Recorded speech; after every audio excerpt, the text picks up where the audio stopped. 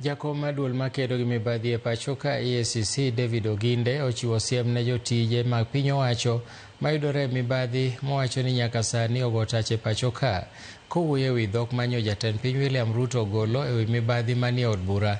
Jatelo no koni lipode osebedo kichwalo e wi asoya ma jo od bura osiko kwayo jogo machope mbelegi kidwa dadhogi. Oginde ne lose romo manonywando duolno kod komiti mochung' ne telo kod mibadhi e kar tiegruok ma Kabete.